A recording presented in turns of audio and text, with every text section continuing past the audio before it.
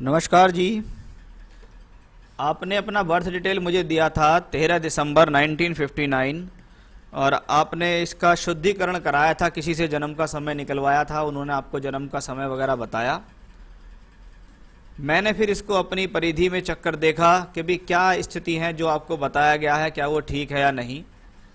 आपने मुझे अपना मैरिज का टाइम भी भेजा, अपने बच्चों के बर्थ का टाइम भी भेजा है और उसके हिसाब से जो 5:15 का जो समय है वो अपनी जगह ठीक है, क्योंकि 1987 में जो आपकी शादी हुई है उस समय दशा थी राहु में शनि की। राहु को, क्योंकि शादी का मैटर है, राहु देखिए नवांश में सप्तम भाव में है। और अगर प्रत्यंतर दशा तक भी जाता हूं तो बृहस्पति की प्रत्यंतर थी, बृहस्पति सप्तमेश है, शनि यहाँ बुध के साथ बैठे हुए हैं। इसका मतलब शादी से संबंधित स्थितियां नवांश कुंडली में क्लियर हैं। उसके बाद आपको राहु में बुध यानी 1988 में संतान हुई, 1993 में संतान हुई, बुध की दशा में संतान हुई। बुध यहाँ लगन में बैठे हैं सप्तांश कुंडली में, इसलिए आपको राहु बुध में संतान हुई। फिर आपको राहु शुक्र में संतान हुई, शुक्र भी यहाँ पंचम के मालिक हैं संतान के, यहाँ सप्तम में बैठ के लगन को देखते हैं। यानी जो इवेंट्स आपने अपनी लाइफ के दिए वो बिल्कुल यहाँ करेक्टली दिखते हैं। अब मैं थोड़ा सा आपकी हॉरोस्कोप का विश्लेषण करता हूँ जिससे आपको और ज़्यादा चीज़ें पता लग सके। आपकी जो कुंडली है वो वृश्चिक लग्न और वृषभ राशि की कुंडली है। वृश्चिक लग्न मंगल का लगन है जो साहसी लगन कहलाता है, व्यक्ति को साहस देता है। मेष राशि और वृश्चिक राशि दोनों मंगल की राशि हैं, लेकिन दोनों में जमीन आसमान का अंतर है। मेष राशि थोड़ी छटपटाहट भरी क्रोधी स्वभाव वाली राशि होती है, जबकि वृश्चिक राशि इसके अपोजिट होती है। ऐसा व्यक्ति धैर्यवान होता है, धैर्यशील होता है, जीवन में मेहनत के बल पर आगे बढ़ता है, बेवजह क्रोध नहीं करता, गंभीरता से कार्य करता हुआ जीवन में आगे बढ़ता है। बहुत अच्छी बात कुंडली में ये कि मंगल लगन में ही अपनी स्वयं राशि में बैठा हुआ है, जो रोचक नामक महापुरुष योग बनाता है। यानी ऐसा व्यक्ति जीवन में अपनी हिम्मत, अपनी साहस के बल पर कुछ भी कर सकता है।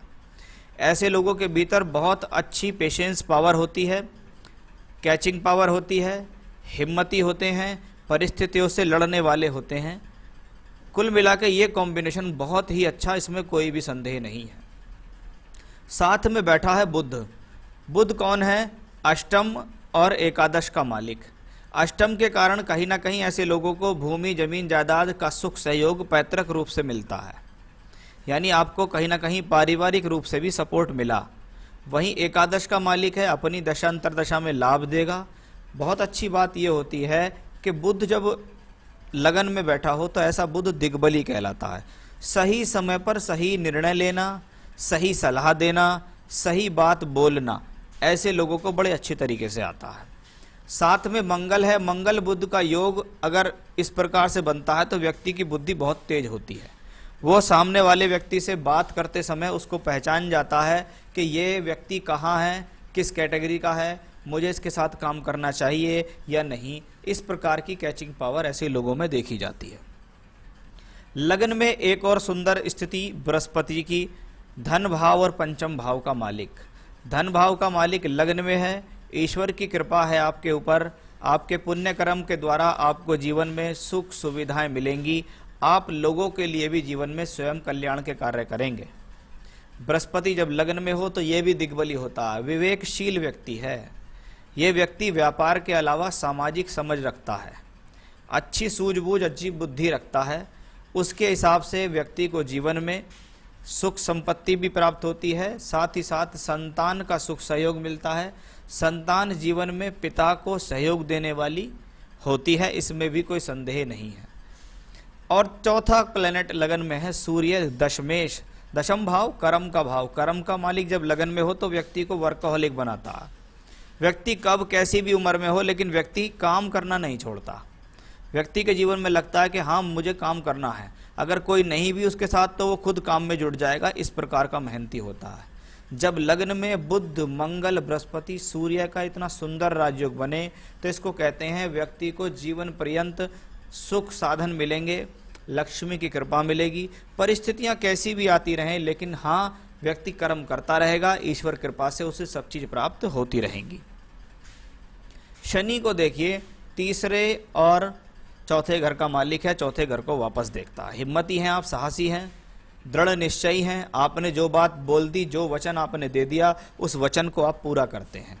अनुशासन वाले व्यक्ति हैं। चतुर्थेश का चौथे घर को देखना और मंगल का भी उसको देखना।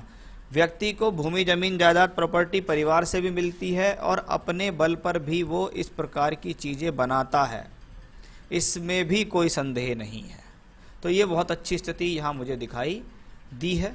कभी कभी ऐसे लोग जीवन में एक प्रॉपर्टी खरीदते हैं, बेच देते हैं, फिर दूसरी खरीद लेते हैं, फिर बेच देते हैं, यानी जीवन में प्रॉपर्टी का आदान प्रदान भी चलता रहता है। चंद्रमा इस कुंडली में उच्च के होके बैठे हैं। भाग्य का मालिक जब सप्तम भाव में उच्च का हो तो कभी कभी पत्नी के आने के बाद भी व्यक्ति का भाग्य उजागर हो जाता है। व्यक्ति धार्मिक स्वभाव वाला, धर्म के प्रति आस्था रखने वाला, धार्मिक कार्य दान पुण्य करने वाला होता है। परोपकार की भावना, सामाजिकता की भावना, या ये कह सकते हैं सामाजिक कल्याण के लिए भी कार्य करता है। कभी कभी ऐसे लोगों को राजनीतिक लोगों के साथ जुड़कर भी फायदा मिलता है, या समाज के लिए, जनता के लिए राजनीति में स्वयं जुड़कर भी वो कार्य करते हैं। तो वो भी बहुत सुंदर स्थिति यहाँ बनी। राहु केतु कुंडली के लगन पंचम और एकादश भाव से संबंधित है। अच्छी बात है केतु पंचम में बृहस्पति की राशि में हो। ये व्यक्ति के भीतर बुरे विचार नहीं आने देता। व्यक्ति मोक्ष प्राप्ति के साधन ढूंढता है। व्यक्ति जीवन में चाहता है पुण्य सात्विक कर्म करके आगे चले। और राहु एकादश में लाभ के स्थान में है, अच्छा सोर्स ऑफ इनकम दे सकता है। चलिए बात करता हूँ शुक्र की। द्वादश में बैठा शुक्र बड़ा अच्छा कहलाता है। कहते हैं शुक्र अगर 12वें घर में हो, स्वराशि का हो, तो व्यक्ति को जीवन में सभी प्रकार के लग्जरी सुख मिलते हैं, सभी प्रकार के सुख साधन मिलते हैं, लग्जीरियस लाइफ मिलती है, भूमि जमीन जायदाद वाहन सुख मिलता है, क्योंकि शुक्र लग्जरी का कारक ग्रह है। दूर की यात्रा, हवाई यात्रा, विदेश यात्रा भी ऐसे व्यक्ति जीवन में करते हैं। तो ये तो थी एक कुंडली का कॉम्बिनेशन जो मुझे दिखाई दिया, और आपकी हस्तरेखा भी देखी थी। हस्तरेखा से भी सारी चीज़ें बिल्कुल ये मैच होती हैं। आपने डिटेल्स दी वो भी ठीक है। अब आपको देखिए राहु की महादशा चल रही है। राहु कहाँ है? 11वें घर में। 11वें घर में बैठा हुआ राहु सोर्स ऑफ इनकम पैदा करेगा, यानी अपने जीवन के अंदर पैसे की नियमितता रखेगा। पैसा आपको आता रहेगा, किसी ना किसी साधन से आप धन कमाएंगे, क्योंकि राहु या बुध की राशि में, बुध लगन में धन योग और राजयोग के अंदर है। आपकी नवांश कुंडली में भी राहु बृहस्पति की राशि में है। बृहस्पति यहाँ त्रिकोण स्थान में बैठे हुए हैं शुक्र चंद्रमा के साथ, ये भी अच्छा धन योग है। और नवांश में देखिए राहु, दशमांश में भी एकादश भाव में चंद्रमा की राशि में, यानी राहु की दशा जीवन में व्यक्ति को धन संपत्ति देगी, सुख साधन दिलाएगी, सोर्स ऑफ इनकम बनाएगी। ये आपको पिछले समय में राहु की दशा चली गई। अब बात करता हूँ मैं आपके वर्तमान समय की। शनि की महादशा शुरू हुई 17 फरवरी 2014 से।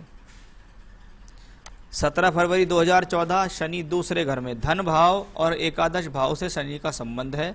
यहाँ पर बैठकर शनि 10वीं दृष्टि से एकादश को देखते हैं, यानी शनि की दशा भी सोर्स ऑफ इनकम बनाएगी। मेहनत पहले से कुछ ज़्यादा करा सकती है, जद्दोजहद कुछ ज़्यादा होगी। व्यक्ति शनि की दशा में प्रॉपर्टी बनाएगा भी, लेकिन प्रॉपर्टी किसी न किसी कारण से बिक भी जाती है। कभी ज़रूरत पड़ी तो बेच दी, फिर दोबारा पैसा इकट्ठा हुआ फिर ले ली। तो वैसा एक संयोग आपकी कुंडली में है। अब आपकी लाइफ शनि की दशा जब से आपको जीवन में आई है 2014 से, तो आपके जीवन को इसने एक संघर्षरत जीवन बना दिया कि टिपिकल लाइफ हो गई आपकी। वो क्यों हो गई? आप नवांश कुंडली में देखिएगा, शनि 5वें 6ठे घर का मालिक होकर 12वें घर में बैठा। इसका मतलब शनि संघर्ष के साथ सफलता देगा, यानी सफलता अवश्य देगा लेकिन बहुत संघर्ष कराएगा। दशमांश में भी देखें शनि पंचम छठे का मालिक होकर अष्टम में नीच का। ऐसी शनि की दशा में व्यक्ति को अचानक अपने कार्य क्षेत्र में झटके भी लगते हैं, अपने कार्य क्षेत्र में नुकसान भी होते हैं, उसको डाउनफॉल का सामना भी इन दशाओं में करना पड़ता है। जैसे आपको मैं समझता हूं तो 2015 से आपकी लाइफ जो एक संघर्षरत लाइफ बनी हुई है। आप अपनी हिम्मत और मेहनत साहस के बल पर आगे बढ़ रहे हैं बस, लेकिन संघर्ष आपके जीवन में पहले के मुकाबले बढ़ गया है। जिम्मेवारियां पहले के मुकाबले बढ़ गई हैं। आप जनता के लिए, कल्याण के लिए अपने कार्य कर रहे हैं। सिर्फ इस बदौलत कि आपको साहस मिला हुआ है, क्योंकि आपका मंगल बहुत मजबूत है, ये मंगल आपको सहयोग दे रहा है। अब देखिए आपको दशा आई भाई साहब 9 दिसंबर 2020 से शनि में शुक्र 12वें घर में है। दूर स्थान से जुड़कर, यात्राओं से, टूर से, ट्रैवलिंग से, विदेशों से जुड़कर फायदा हो सकता है। दशमांश में देखें तो शुक्र छठे घर में बृहस्पति के साथ है, यानी ऐसे समय में अगर व्यक्ति पार्टनरशिप करे तो कभी कभी उसको पार्टनरशिप में नुकसान होता है। पार्टनर्स के द्वारा धोखा मिल सकता है, पार्टनर्स के द्वारा उनकी बातचीत ज़्यादा अच्छी नहीं जमती, लेकिन खुद के बल पर अगर काम करें तो अच्छा खासा लाभ मिल सकता है। मैं ऐसे लोगों को ये सलाह देता हूँ कि उनको अपने जो व्यापार करते हैं उसको दूर स्थानों से जोड़ने का प्रयास करें, चाहे वो इंडिया में ही दूर से हो, चाहे वो विदेश में दूर से हो, चाहे वो सप्लाई हो, एक्सपोर्ट इंपोर्ट हो, बाहर के लोगों से जुड़कर काम करना हो, सप्लाई हो, वो सब चीज़ें यहाँ दिखाई दे रही हैं। लेकिन आप देखिएगा दशमांश कुंडली में एक ग्रह बैठा है अष्टम में, दूसरा ग्रह बैठा है छठे घर में, यानी स्ट्रगल यहाँ भी बराबर है, लेकिन सफलता अवश्य है। संघर्ष होना कोई बात नहीं है, लेकिन संघर्ष के साथ सफलता भी मिलनी चाहिए, वो आपके लिए जीवन में चल रही है। तो शनि में शुक्र की दशा शास्त्र के मुताबिक भी जीवन में उठापटक देने वाली होती है, इसमें कोई भी संदेह नहीं है। तो अभी अब से लेकर फरवरी 2024 तक का समय कहूँ तो आपके जीवन में एक संघर्ष देने वाला समय है। इसमें आप जो भी बड़े निर्णय लें वो ध्यान से लें, कोई बड़ा इन्वेस्टमेंट ना करें, कोई बड़ा पैसा अपना कहीं फंसा ना दें, उसका लेकर आपको ध्यान करना होगा। हनुमान जी से संबंधित पूजा पाठ आप लगातार करिएगा अपने जीवन में। सुंदरकांड है, हनुमान अष्टक है, कुछ भी हनुमान जी से संबंधित पूजा पाठ आप कर सकते हैं, ये आपके लिए बढ़िया रहेगा, लेकिन इसको लगातार कीजिएगा। सुंदरकांड के लिए अगर आपके पास समय है आप रोज कर सकते हैं, आप रोज कीजिए, फिर देखिए आपके जीवन में बहुत अच्छे योग बनते चले जाएंगे, इसमें कोई संदेह नहीं है। साथ ही साथ पुखराज रतन आप पहन सकते हैं। पुखराज रतन पहनना आपके लिए बढ़िया रहेगा, ये आपको सुख साधन दिलाएगा, सोर्स ऑफ इनकम बना के रखेगा, अच्छी सद्बुद्धि देगा, पैसे के लिए अच्छा होता है। अगर आपके पास है तो बहुत अच्छी बात है, नहीं है तो आप मुझसे संपर्क कीजिए, मैं आपको उपलब्ध करा सकता हूं। आप उसको पहनिएगा सोने में बनवा के, बहुत अच्छा आपके लिए यहाँ रहने वाला है। पुखराज रतन आपको यहाँ धारण करना होगा। बाकी हनुमान जी की पूजा कीजिए, हनुमान जी के शरण में जाइए, वही आपका उद्धार करेंगे। अभी का समय, आने वाले 3 साल तक का समय आपके लिए संघर्ष से सफलता देने वाला समय है, यानी आपके कोई भी कार्य हैं वो इजी गोइंग नहीं होंगे, उनके अंदर संघर्ष बराबर बना रहेगा। लेकिन आपके लग्न में बना हुआ राजयोग उन संघर्षों को सफलता में बदल देगा। आप स्वयं इतने ज़्यादा मेहनती हैं, इसमें कोई संदेह भी नहीं है। तो ये था आपकी कुंडली का एनालिसिस। समय आपका बिल्कुल ये सही है, आप जिसको भी बताइएगा यही समय बताइए, कोई ऐसी दिक्कत नहीं है। नमस्कार।